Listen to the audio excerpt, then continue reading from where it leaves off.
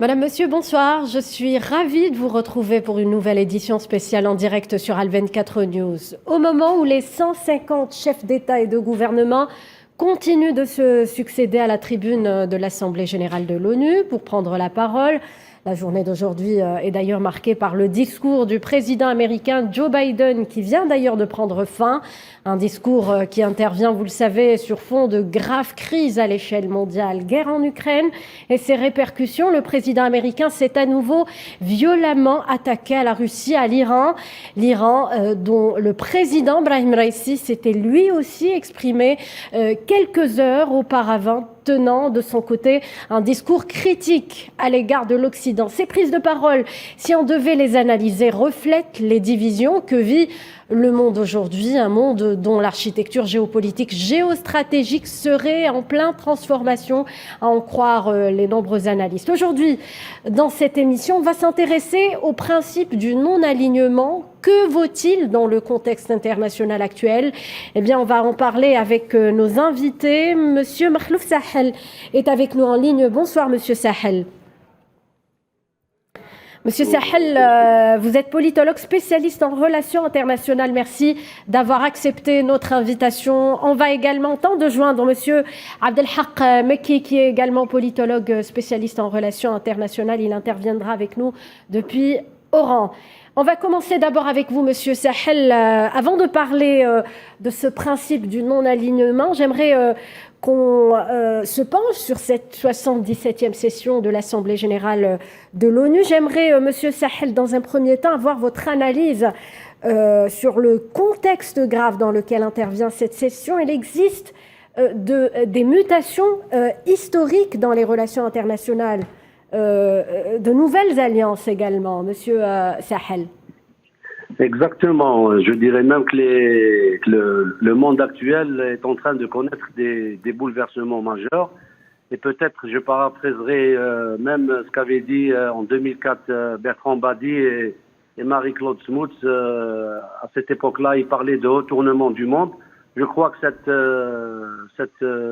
cette description est valable pour l'état actuel des relations internationales.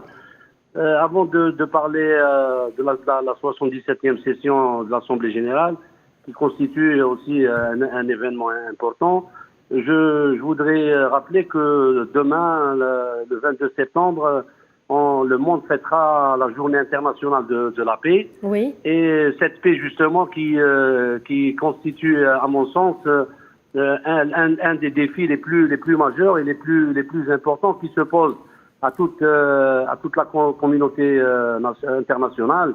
Vous savez, la paix, elle se construit, elle se conserve et aussi elle s'entretient, bien entendu avec de la bonne volonté des uns et des autres, avec la démocratisation surtout des relations internationales et le plus important, avec un équilibre plus profond des relations internationales. Parce que, à mon sens, c'est ce qui manque justement à ces réalités internationales qui font que justement la 77e session de l'Assemblée générale des Nations Unies se déroule dans un contexte mondial extrêmement sensible, extrêmement difficile, dominé par de graves tensions, de graves situations conflictuelles, notamment entre la Russie et pas seulement l'Ukraine, parce que ce que je constate, c'est que beaucoup d'observateurs, beaucoup de journalistes se focalisent sur cette conceptualité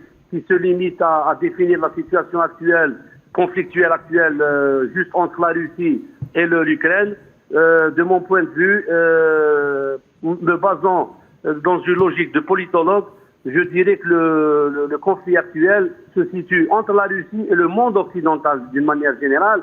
Et ce monde occidental, justement, il est composé par des niveaux différents.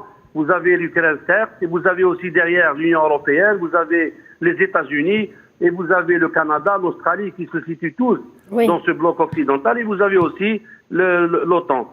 Vous avez également une situation difficile, sensible actuellement, le différend qui prend de l'importance entre la Chine et les USA, notamment dans l'Asie Pacifique. Vous avez aussi la reprise des hostilités au Sahara occidental occupé à cause de l'entêtement du mercenaire marocain. Oui. Donc vous voyez que cette session se déroule vraiment dans un contexte très difficile. Il y a aussi beaucoup de défis mondiaux, certes qui sont interdépendants, comme le climat, comme la problématique sanitaire. On a vu ça avec la pandémie du Covid. Vous avez la sécurité énergétique qui se pose pour beaucoup de pays. Vous avez aussi la sécurité alimentaire qui constitue un des défis les plus importants auxquels fait face actuellement l'humanité. Et bien entendu, où on a aussi pour la problématique de la paix, de la sécurité, oui, dans un monde complètement bouleversé, avec des conflits et des situations chrysogènes. Absolument. Monsieur Sahel, vous avez parlé de la journée internationale de la paix. En évoquant justement la paix, le président français Emmanuel Macron, dans son discours, avait appelé à choisir entre la paix et la guerre, appelant les pays membres de l'ONU qui n'avaient pas voté, contre justement l'opération militaire russe en Ukraine, de choisir un camp. Que pensez-vous de ces déclarations? Cela nous amène à parler justement de ce principe du non-alignement. Est-ce qu'il est toujours d'actualité, Monsieur Sahel? Non, à mon sens, c'est le non-alignement sur lequel on devrait travailler, on devrait réfléchir, ne correspond pas à cette dichotomie, ou plutôt à cette équation que le président français a avancée. On n'est pas dans une logique, parce que là, on se situe, et si on prend comme hypothèse de travail ce qu'il a dit, ça veut dire qu'on est en train de revenir en arrière, on revient à l'ère de la guerre froide. Or, ce n'est pas le cas. Là, actuellement, ce qu'on est en train de vivre, c'est que certes, on est face à une situation conflictuelle et qui se situe entre des acteurs de niveau mondial. La Russie, ce n'est plus la Russie des années 90 et jusqu'à l'an 2000. C'est la Russie qui veut redevenir un acteur majeur. Elle l'a prouvé déjà lors du début de la crise en Syrie, qui s'est développée en conflit important dans la région du Moyen-Orient. Et on a vu comment la Russie a mené le jeu et a imposé les règles du jeu concernant ce conflit, ce qui lui avait permis de revenir avec force dans la scène internationale. Et bien entendu, la situation aussi conflictuelle en relation avec l'Ukraine était aussi due à l'expansion graduelle qui se faisait depuis des années par l'OTAN et le monde occidental d'une manière générale, ce qui a constitué, selon les stratèges russes, une menace directe à leur sécurité nationale. Oui. Parce que quand vous parlez de l'Ukraine, d'un point de vue géopolitique, on est en train de parler de ce qu'on appelle l'espace vital de la Russie. Et ça, c'est une chose qui était inacceptable pour la Russie. Maintenant, pour revenir au non-alignement, oui, je crois que on pourrait, en tant qu'Algérien, peut-être donner un autre sens plus profond et plus important que ce qu'avait dit le président Macron. Très bien, on va justement, pour enrichir le débat, vient de nous rejoindre depuis Oran, Abdelhak Mekki. Monsieur Mekki, bonsoir. Bonsoir. Monsieur Mekki, donc on le disait, cette 77e session de l'Assemblée générale de l'ONU intervient dans un contexte international difficile, marqué par tous ces bouleversements qu'on vit actuellement dus à ce conflit ukrainien. Vous venez d'entendre, je suppose, l'analyse de monsieur Makhlouf Mekki sur la position de ces pays qui font partie du bloc des non-alignés. Justement, le président français a appelé les pays qui n'ont pas voté contre l'opération militaire russe d'exprimer clairement leur position. Qu'en pensez-vous ? Écoutez, d'abord, permettez-moi juste de dire que, pour ma part, en tous les cas, la déclaration du président français me paraît anachronique, c'est-à-dire qu'elle se situe à un niveau théorique complètement bas, parce qu'en fait, l'analyse de la situation actuelle ne peut pas être comparée à l'analyse de la guerre froide, dans la mesure où il y avait deux blocs réels. Oui. Or, nous savons tous que le non-alignement a eu une difficulté depuis justement la perte de l'affrontement entre les pays de l'Est, dans les relations qu'on appelait les relations Est-Ouest à l'époque. Et il avait perdu parce que justement les blocs n'étaient pas aussi bien définis à partir de la chute du mur de Berlin et puis surtout à partir de la disparition de l'Union soviétique. Oui. Je rappelle que le non-alignement s'est fondé sur une idée toute simple. Nous ne voulons pas prendre part justement ni vers l'un ni vers l'autre, ou avec l'un ou avec l'autre. Nous sommes des pays non alignés, c'est-à-dire nous nous alignons ni sur l'URSS de l'époque, ni sur le bloc occidental. Oui. Et que nous recherchons la paix et le développement.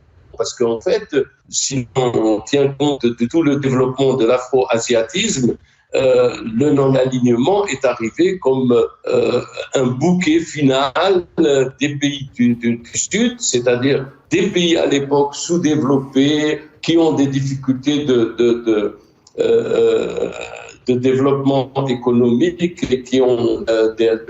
qui sont soumis à la pauvreté, à la faim, etc., et à tous les effets laissés par la colonisation et qui voulaient le développement économique. Ceci étant dit, pourquoi elle me paraît complètement anachronique? Elle est anachronique parce qu'en fait, jamais les pays non alignés n'ont accepté la loi de l'unilatéralisme. Ils ont toujours plaidé pour le multilatéralisme. Donc ça, d'une part. Elle me paraît anachronique par le fait que M. Macron a en quelque sorte créé un ennemi qui, selon son point de vue, est la Russie, alors que la Russie n'a jamais été l'ennemi réel des pays non alignés. C'est-à-dire que la plupart du temps, les pays non alignés se sont exprimés, je rappelle, depuis l'afro-asiatisme, sur la décolonisation. Or, qui était colonisateur? C'est les pays occidentaux, pas dans leur ensemble, mais en tous les cas, dans leur théorie générale des relations internationales, il fallait dominer les pays du Sud parce qu'ils étaient des producteurs des matières premières et des richesses que on sait que en tous les cas, les pays occidentaux ont tiré leur profit maximum au niveau de l'économie mondiale, notamment avec l'échange inégal, avec la prise ou la domination sur les matières premières des pays du tiers-monde, etc. Oui. Alors le contexte a changé, Monsieur Sahel, Monsieur Mekki. Justement, oui. Alors on aimerait savoir que vaut ce principe, cette politique du non-alignement qui est incontestablement adoptée par plus de 50 pays, dont l'Algérie. Oui, mais justement, c'est pour ça que je rappelle cela. C'est-à-dire que, en fait, cette analyse me paraît anachronique. Aujourd'hui, le non-alignement ne tient pas debout parce qu'en fait, le non-alignement a développé des idées de la neutralité positive. Oui. Et la neutralité positive voudrait qu'il ne s'exprime pas, ou qu'il ne s'exprimera pas sur justement l'un ou l'autre du camp. Aussi, aujourd'hui, cette question de dire qu'il y a un nouvel impérialisme, il faut l'analyser. L'impérialisme, or, l'analyse qui a été la plus partagée aujourd'hui sur l'impérialisme, c'est l'impérialisme occidental, qui est aujourd'hui à l'origine des déstabilisations dans des États comme au Proche-Orient ou ailleurs, qui aujourd'hui, ou depuis en tous les cas la chute du mur de Berlin, est en train de remodeler les relations internationales à son propre profit, sans tenir compte des questions de la pauvreté, de la misère, etc. Très bien, si je comprends bien, petit souci de connexion, Monsieur Abdelhak Mekki, on va tenter d'arranger tout ça. Si j'ai bien compris, donc selon vous, dans le contexte international actuel, le principe du non-alignement ne tient plus. Est-ce que vous partagez cet avis, Monsieur Makhlouf Sahel? Non, moi je suis de ceux qui disent que le non-alignement comme positionnement politique, comme logique et comme cadre de coopération, de concertation et de dialogue, notamment entre les pays du Sud est très important. Il est même indiqué de le conserver. C'est clair maintenant que le mouvement des non-alignés d'hier n'est pas celui d'aujourd'hui. Oui. On n'est plus dans la même logique des deux blocs de l'ordre mondial qui existait auparavant, où il y avait deux blocs complètement différents sur le plan idéologique, sur le plan politique et sur le plan économique. Le non-alignement d'aujourd'hui, c'est celui qui s'articule autour du refus de l'unilatéralisme, qui provoque beaucoup plus de crises, beaucoup plus de situations difficiles.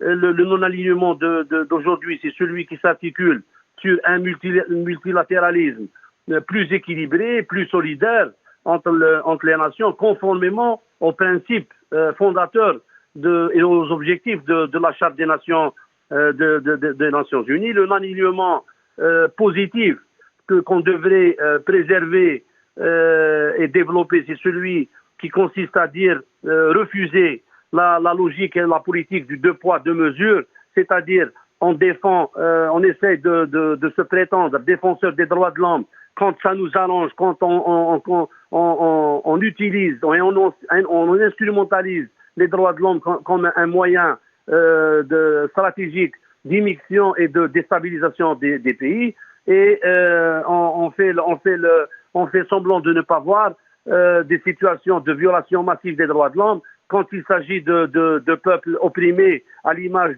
du peuple palestinien ou du peuple sahraoui, où on voit que c'est des violations caractérisées, méthodiques, qui sont là depuis des années. Le non-alignement d'aujourd'hui, c'est celui qui refuse tout hégémonisme, pas seulement l'hégémonisme structurel dans le sens où une superpuissance domine le monde, mais aussi le refus de l'hégémonisme des valeurs, c'est-à-dire à un moment donné, avec l'avènement du processus de la mondialisation, notamment dans ses dimensions politiques, culturelles et civilisationnelles, on ne se gênait pas de parler de la nécessité d'occidentaliser l'ordre politique mondial, c'est-à-dire imposer la conception occidentale de la gouvernance politique, oui, de l'exercice de la démocratie. On ne se gênait pas de se présenter en tant que donneur de leçons de la démocratie et des droits de l'homme.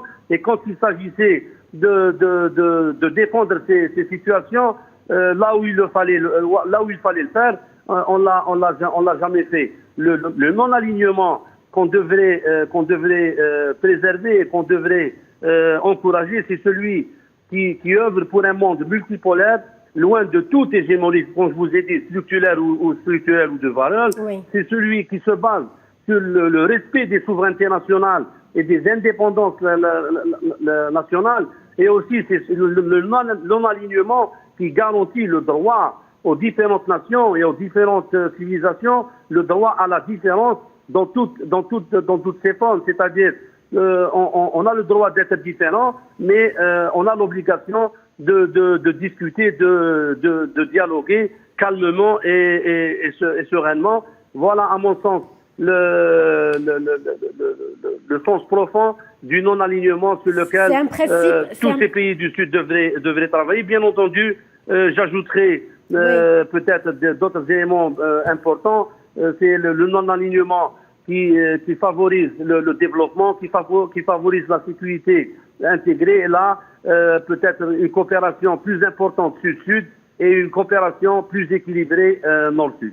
Très bien. Le message est passé, Monsieur Sahel. Il faut dire que ce principe du non-alignement doit suivre, on va dire, les évolutions, les bouleversements du moment. Un principe qui est d'ailleurs l'un des fondements de la politique étrangère de l'Algérie, une politique équilibrée, qualifiée d'équilibrée par le président Poutine, le président russe qui avait reçu hier l'ambassadeur, le nouvel ambassadeur algérien auprès de la Fédération de Russie. Que pensez-vous, Monsieur Mekki, de la politique étrangère algérienne basée justement sur le non-alignement? Monsieur Mekki. Alors, permettez-moi simplement d'apporter une remarque. Allez-y. Le non-alignement n'avait pas de projet. Autrement dit, la preuve, c'est que sa signification la plus réelle sur le plan international, ça a été en 1974 avec le discours de Houari Boumediene sur le nouvel ordre économique international. Oui. C'est-à-dire, après la décolonisation, le non-alignement a posé cette question-là. Et donc, il a été une source importante sur le plan international de pouvoir poser la problématique du nouvel ordre économique international. C'était ça la maîtresse de la politique étrangère des pays non alignés, de l'ensemble des pays non alignés. Et c'était ça la soudure qu'il y a eu entre les pays, y compris entre l'Irak et l'Iran, puisque à Alger, ils ont fait la paix à l'époque entre le Shah et Saddam Hussein. Mais ce que je veux dire par là aussi, c'est que le non-alignement a changé à partir du moment de la chute du mur du Berlin et de la disparition de l'Union soviétique.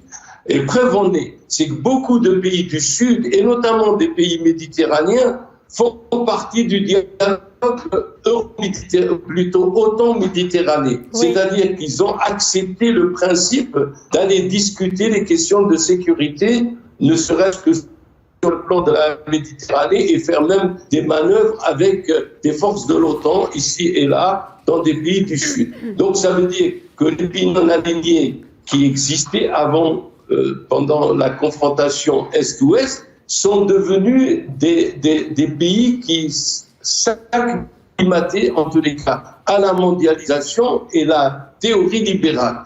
Et que de ce fait, on ne les a pas entendus pendant longtemps et ils n'avaient pas un grand jeu sur la politique internationale depuis justement la chute du mur de Berlin. Et de ce fait, en même temps, il n'y a pas eu comment dire, une charge importante sur le concept qu'a développé justement le non-alignement qui s'appelle la neutralité positive. Tous les pays, pratiquement des pays du non-alignement, ont justement changé ce concept qui a été un succès formidable dans le changement des relations internationales entre 1955, c'est-à-dire depuis Bandung, et jusqu'à la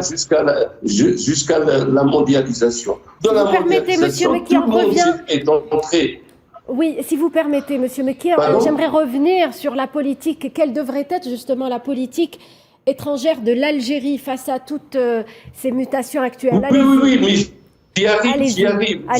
j'y arrive. Justement, la question aujourd'hui, elle se pose parce que Macron considère que, parce que c'est ça qu'il faut combattre aujourd'hui, c'est l'idée de Macron et l'idée de l'Occident qu'il faut combattre en disant oui, le non-alignement a choisi un camp. Le non-alignement n'a pas choisi un camp parce que sa situation économique et sociale reste toujours presque la même par la domination occidentale sur toutes ses ressources et par justement les zones ou création de zones de déstabilisation comme au Proche-Orient et ailleurs. Ça, c'est là. Maintenant, sur la politique algérienne elle-même a abandonné un peu ce concept de neutralité positive. Aujourd'hui, elle a un rôle à jouer, certainement, elle a un rôle à jouer, et elle a un rôle à jouer justement dans le cadre d'une politique, comment dirais-je, la multipolarité, c'est-à-dire celle que réclame aujourd'hui la politique étrangère, la Russie et la Chine. Alors attendez, la politique étrangère, justement, j'aimerais que vous me répondiez sur ça. La politique étrangère de l'Algérie a été soutenue par la Russie, elle est en même temps saluée par les États-Unis. Quelle lecture vous donnez justement à ces deux visions, on va dire, celle des États-Unis, celle de la Russie? Les deux saluent la politique étrangère de l'Algérie. La question, c'est qu'il y a justement, et on le sent avec Macron, la déclaration de Macron, c'est clair que l'Occident a toujours essayé de tirer justement les pays leaders, de les amener vers lui, et de faire partie de tous les systèmes de sécurité qu'il voulait mettre en place. Et qu'aujourd'hui, c'est clair que l'URSS rappelle qu'elle a été, en tous les cas, un soutien. Je tiens à dire, par exemple, qu'en 1965, la Russie et la Chine devaient faire partie de la conférence afro-asiatique qui devait se tenir en 1965, et au moins d'avoir le poste d'observateur au sein de cette conférence. Donc la problématique tiers-mondiste, elle est encore celle de l'Algérie, c'est-à-dire la problématique nationalitaire, elle est toujours en vogue, c'est de servir l'intérêt national, mais également à l'intérieur de l'intérêt international, c'est-à-dire de celui d'aujourd'hui. Donc la Russie, elle a soutenu la décolonisation de l'Algérie, mais elle a soutenu son développement économique et social et son développement stratégique. Donc par conséquent, il faut faire très attention là-dessus. On ne doit pas justement céder aux sirènes. Monsieur, parce que Macron, il nous reste peu de temps, malheureusement, Monsieur Mekki. Je vais donner la parole à Monsieur Makhlouf Sahel. Monsieur Makhlouf Sahel, toujours sur ce point.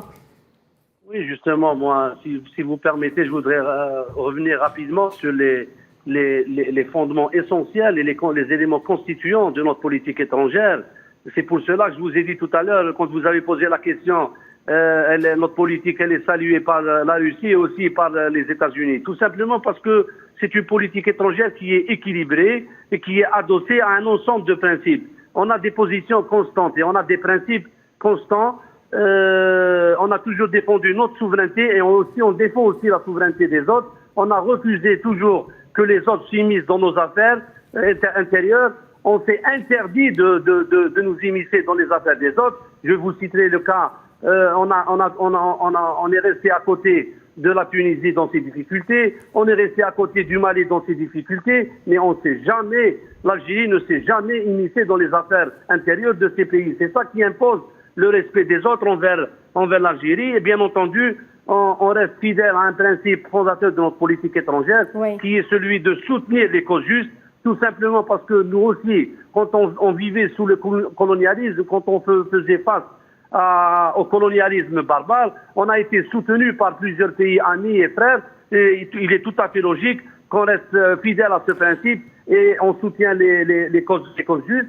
Mais pour revenir à la thématique centrale de cette émission, quand on parle du non-alignement et pour situer notre politique étrangère justement dans cette logique du mouvement des non-alignés actualisé et conforme aux réalités internationales actuelles, vous savez, l'Algérie... C'est ce qu'appelle Monsieur Mekki la neutralité positive. C'est cela, Monsieur Makhlouf Sahel. Je l'appellerai le non-alignement positif, c'est-à-dire on ne doit pas s'aligner sur les positions des uns et des autres, mais plutôt s'aligner sur nos objectifs et nos intérêts, et surtout préserver l'autonomie de l'indépendance politique des États qui constituent ce mouvement des non-alignés. Très bien. Merci, Monsieur Makhlouf Sahel, de nous avoir éclairé durant cette émission. Je remercierai également Monsieur Abdelhak Mekki pour son intervention. Merci, Monsieur Mekki. Voilà. Donc, on arrive pratiquement à la fin de cette émission. Je vous remercie de nous avoir suivis, chers téléspectateurs. Restez sur Al 24 News. Très bonne soirée.